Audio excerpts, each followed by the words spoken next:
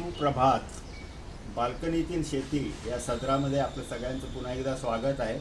तर आज आपण समजून घेणार आहोत की बाल्कनीमध्ये सुद्धा आपण कशा प्रकारे काही लागवड करू शकतो. तर या ठिकाणी आपण सर्वप्रथम बघणार आहोत की टॅमॅटोची लागवड मी केलेली आहे. याच्यासाठी जे आपण सॅलेडसाठी वगैरे टॅमॅटो जेव्हा चिरतो तेव्हा त्यातला जो गर असतो तो आपण नुसता टाकला तरी चालतो. बिया वगैरे वाळवायची वगैरे काही आवश्यकता नाही. आता इथे आलेली फुलं आपण पाहू शकता. हा बघा, ही एक फूल आहे, इथे आहे. आता टॅमॅटो हळूहळू धरायला लागलेले आहेत. याला मी काठी वगैरे काहीही लावलेली नाही तरीसुद्धा या ठिकाणी यांनी स्वतःच सपोर्ट घेऊन हे झाड मोठं झालेलं आहे. या ठिकाणी सुद्धा फुलं आलेली आहेत बघा. या ठिकाणी आपल्याला फुलं दिसतात, पिवळी फुलं असतात आणि हळूहळू पाठीमागे टॅमॅटो याला धरायला लागतो. तर हे झालं टॅमॅटोच्या बाबतीमध्ये. आता हे पारिजातकाचं झाड आपण पाहू शकता.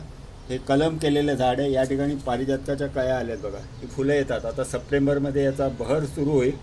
आता सध्या प्रूनिंग करून थोडंसं वाढवून घेतलेलं आहे याला. या ठिकाणी बऱ्याच कळ्या आपल्याला दिसत आहेत बघा, एवढ्या छोट्या झाडालासुद्धा.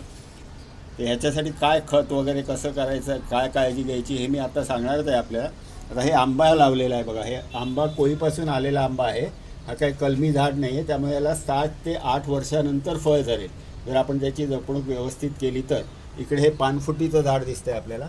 पानफुटीचं जे झाड आहे हे किडनी स्टोनसाठी चांगलं आहे. 2-3 दिवस आपण जर हे पान स्वच्छ धुवून चावून खाल्लं आणि वरती 1-1.5 ग्लास पाणी प्यायलो तर आपला जो मुतखडा वगैरे असतो तो गळून पडतो.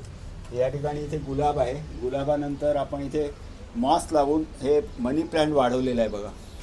एक सांगायचं मला राहिलं की अशी जर पिवळी जर पानं तुम्हाला झाली, हे मुद्दाम ठेवलं आहे मी, तर ही पानं अशी काढून टाकायची आहेत. पिवळी पानं ठेवायची नाही, कारण हे उगाचंच अन्न पोषण करत असतात. या ठिकाणी मोगरा आहे बघा. मोगऱ्यालासुद्धा प्रूनिंग केलेलं आहे, या ठिकाणी दिसते. आणि ज्यावेळेला तुम्ही प्रूनिंग करता त्यावेळेला एक हळदीचा थोडासा ठिपकावरती लावायचा. हे मोगऱ्याला फूलसुद्धा आलेलं आहे. या ठिकाणी ही गोकर्ण लावलेली, ही निळी गोकर्ण आहे. आणि या ठिकाणी पुढे आहे ती पांढरी गोकर्ण आहे. तर ह्या गोकर्णीला पाणी जास्त लागतं आणि ह्याची मुळं थोडीशी वरच्या बाजूला पण वाढत असतात. त्यामुळे थोडंसं माती कमी ठेवायची आणि हळूहळू माती वाढवत न्यायची. इथे अननस लावलेलं आहे बघा. 2 कुंड्यांमध्ये अननस आहे. ह्याला साधारण एक आपण जर जपणूक व्यवस्थित केली तर 1.5 ते 2.5 वर्षामध्ये ह्यालासुद्धा अननस धरू शकतो. इथे एक विड्याचं पान आहे, बीटेल पान, खायचं विड्याचं पान आहे. ह्याचा आपण तुकडा जरी काढून आपण कुंडीत लावला तरी येऊ शकतो. या ठिकाणी कढीपत्ता लावलेला आहे. कढीपत्त्यामध्ये आपण जे आंबट ताक असतं ते याला आपण मध्ये एक 15 दिवसातनं एकदा थोडंसं दिलं तर याची वाढसुद्धा चांगली होते. आणि जर अशा प्रकारे काही आपल्याला पानं वगैरे अशी थोडीशी किड्या मुंग्यांनी काही कुरतडलेली वगैरे वाटली तर आपण डेटॉलचं साधन जे आहे ना त्याचा स्प्रेसुद्धा, हँडवॉशचा डेटॉल आहे, त्याचा स्प्रे जरी झाडांवरती केला तरी तो सफिशियंट असतो. या ठिकाणी आता दाखवायसाठी म्हणजे आपल्याला इथे ही खतं मी ठेवलेली आहेत बघा. हे आहे, हे मायक्रोन्यूट्रियंट आहे. असे ग्रॅन्युअल्स असतात. हे तुम्ही 15-20 दिवसातनं एक चमचा घातलं कुंड्यांना तरी चालतं. हे अशा प्रकारे हे मायक्रोन्यूट्रियंट आहे. हे हरियाली खत आहे. हे रोड साईडलासुद्धा आता बऱ्याच नर्सऱ्या झाल्या आहेत, त्यांच्याकडे पण मिळतं 60-70 रुपयामध्ये पॅकेट. त्याच्यानंतर जे आहे हे दालचिनी पावडर आहे. हे फंगीसाईड म्हणून तुम्ही सुरुवातीलासुद्धा टाकू शकता. इन बिटवीन 2-3 महिन्यातनं एकदा थोडंसं तुम्ही मातीमध्ये मिक्स करून टाकलं तर फंगस वगैरे पकडत नाही झाडांना. तर अशा प्रकारे आपण काळजी घेतली तर झाडं व्यवस्थित वाढतात.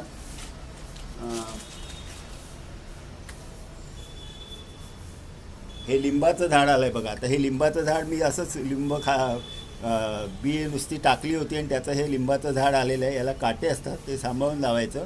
पण याला आता फळ धरणार नाही, कारण लिंबाच्या झाडाला जर कलम केलेला असेल तरच फळ धरतं. पण हे आता एक शो म्हणून मी हे ठेवलेलं आहे. सो आणि काही गोष्टी आपल्याला प्रूनिंग जे आहे, प्रूनिंगबद्दल म्हणजे सॉफ्ट प्रूनिंग असतं, हार्ड प्रूनिंग असतं. म्हणजे मोठ्या मोठ्या फांद्या जर वाढत आहेत तर त्या आपण जेव्हा आपण कट करतो त्यावेळेला हार्ड प्रूनिंग म्हणतात.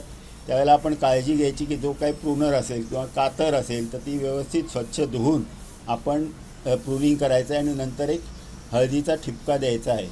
जसं आपल्याला जखम झाली की आपण हळद लावतो तसं इथे कट असतो, तिथून फंगस वगैरे आत झाडाला जाऊन अपाय होऊ नये म्हणून आपण हा हळदीचा ठिपका द्यायचा आहे. सॉफ्ट प्रुनिंग म्हणजे आता मोगऱ्याला वगैरे आपण करतो ते, या कळ्या येऊन गेल्यानंतर साधारण 1.5-2 इंच आपण हे कट करून टाकायचे, खुडून टाकायचं, म्हणजे नवीन ब्रांचेस येतात आणि मग तिथे परत कळ्या धरतात. ही थोडीफार काळजी आपण घेतली तर झाडं चांगल्या प्रकारे बाल्कनीतसुद्धा आपण घेऊ शकतो. Thanks a lot.